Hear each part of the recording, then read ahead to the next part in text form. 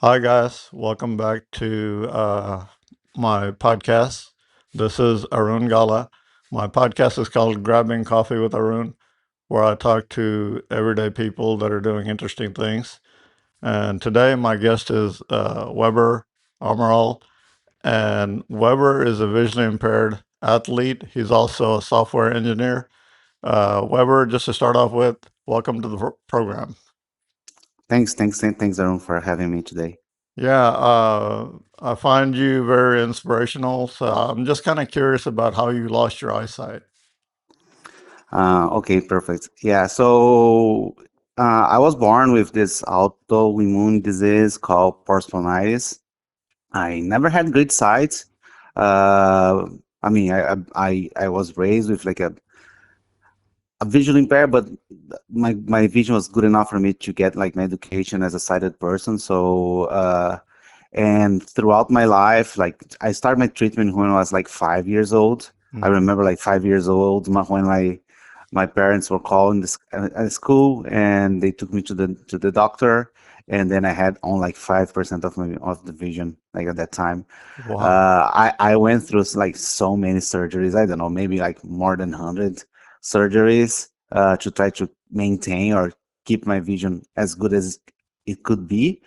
But like throughout my life, like more like 3 decades later, I like my vision like was gradually losing my sight.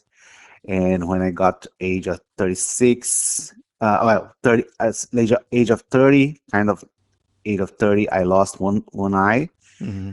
completely lost one side, and the right eye and left eye was when was 36. So it was like very gradual. I mean, never, it didn't took me by surprise, but anyway, it was like a tough process. It's been a tough process because this has only been like 4 years ago. So still adapting.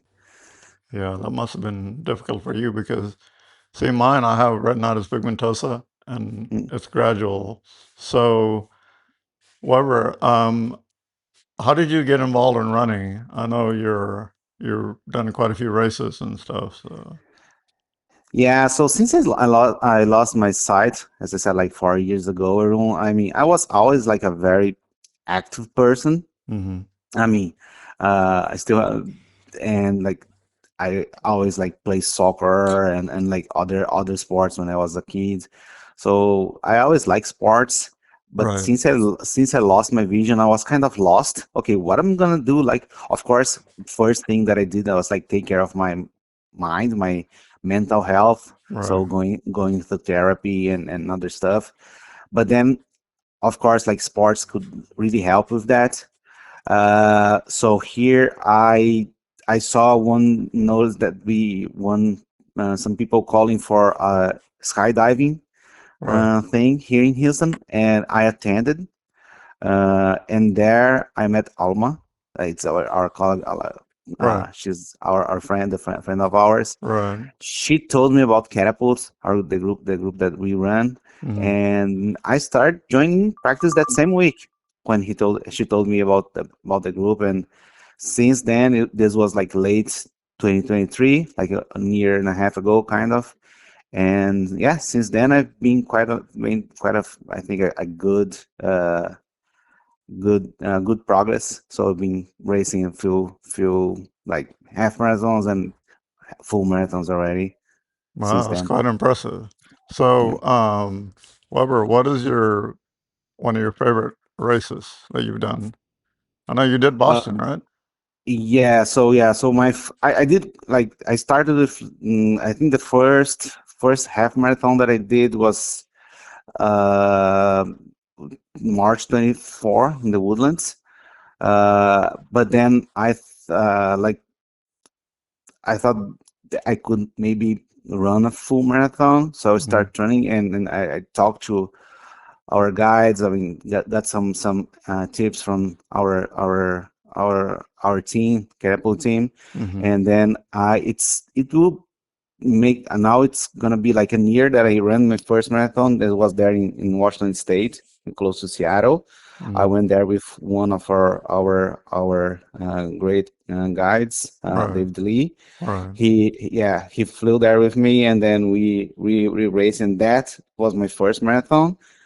And they're like where I qualify for Boston. So yes, my second marathon was Boston this year, in April, and I just came back from Brazil when I raced the Rio de Janeiro marathon. That's pretty impressive.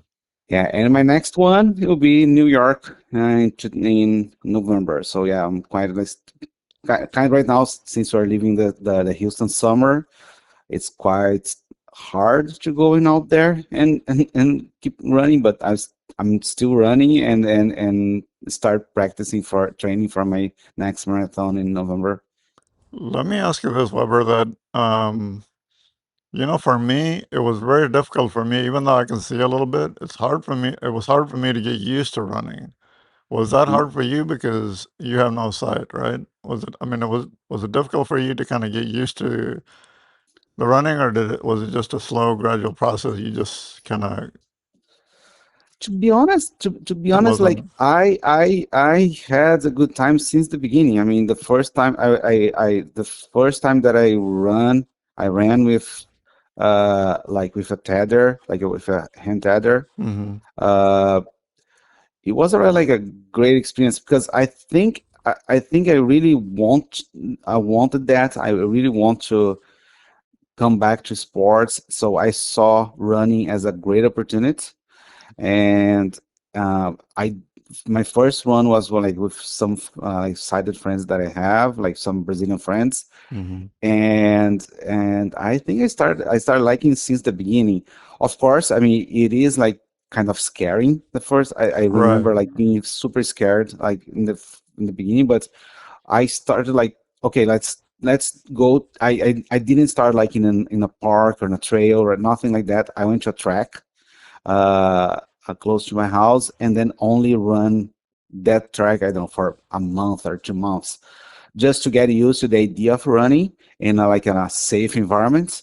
And then and then okay, let's try to do like trail run in a park, or in a trail running in a trail. And by then, only with friends. I was only running with friends, from some old friend of mine, right, until I got to the point, okay, like now that I start running with catapult, like some guides that I never people that I never talked before, first time meeting. Okay, this is, I don't know, this is Bruce, and he's gonna guide you today. So okay, nice to meet you, Bruce, and right. let's run. Like, I mean, getting to that point, that like running with someone, like trusting, It like takes a you're safe. while. Yeah. Yeah, yeah, trusting your full safety to someone that you just met is like quite a big deal. But I mean, now it's pretty much I think I can run with anyone as long as I feel safe. Well, believe it or not, I'm quite impressed with your running abilities because I don't, I don't think I could get there. But tell me a little bit more about what do you do in your daytime work? Yeah, so as you said in the beginning, I'm a software engineer. I've been working with my company since 2008. So it's been Now, you've been there a while. yeah, 17 years. So I started back there in Brazil. By the way, I'm from Brazil, like originally from Brazil.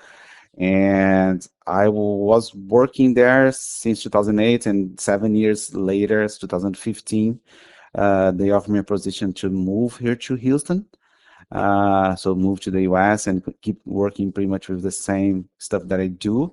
I'm a software engineer, and I work with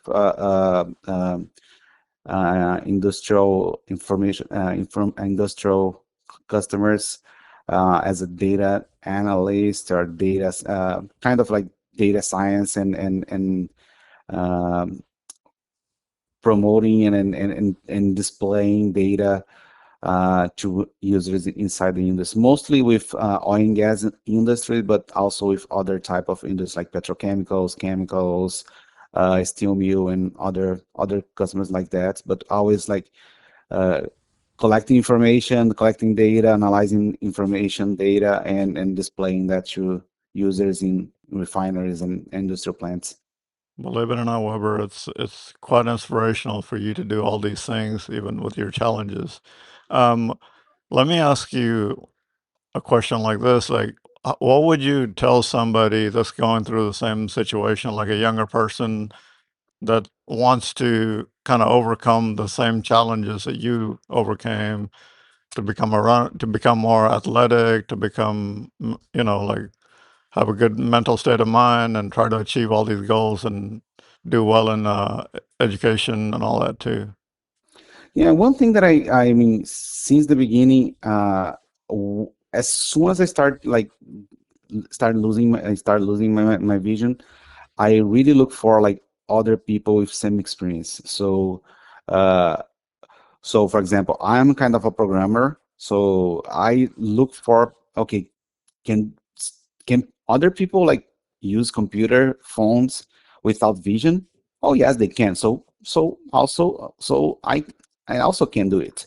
Right. So that's the beauty of being like in a group, like looking for people who also face the same difficulty you do, and see if it's possible for someone, it's also possible for you.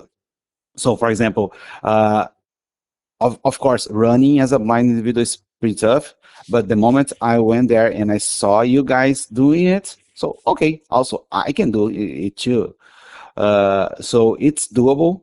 You can live. I mean, you cannot change. We cannot change our condition. I mean, I'm blind, and there's nothing I can do about it. Right. So I have to live with my blindness. By the way, I one thing that I did as soon as I turned blind 4 years ago, I always loved to write, and so then I had some articles that I published in a blog, and then Oh, that's interesting. yeah, what I did, I compile everything in a book, and I published that book, but only it's only in Portuguese and I publish only in Brazil. Uh, and they're like, Do you have any plans to publish that in English? it's a plan. It's a plan. Something that I really want to do. I have some texts, also some articles that I publish in English, so I can also share those. But I mean, my book was published only in Portuguese because it's pretty much like I did that as a part of like my own therapy as well. Like I love writing, I love literature, and man, I really want to do that. Something that I really want to do, like since I was like a small kid, a little kid. I want to publish a book. So uh, even something that is like you can do, even something that I never did before. I was never a runner before, for example, and Right. I started running after losing my sight. So as I said, like blindness is something that I cannot change. There Yeah. is nothing I can do about it. But I mean, I still have my life to live, so I will take the most. I mean, I'll take the most of my life as a blind individual. I mean, if I can do anything, I'll do it because I mean, life did not end with my sight. My vision is gone, but my life is not. So just keep moving and keep doing like whatever makes you happy.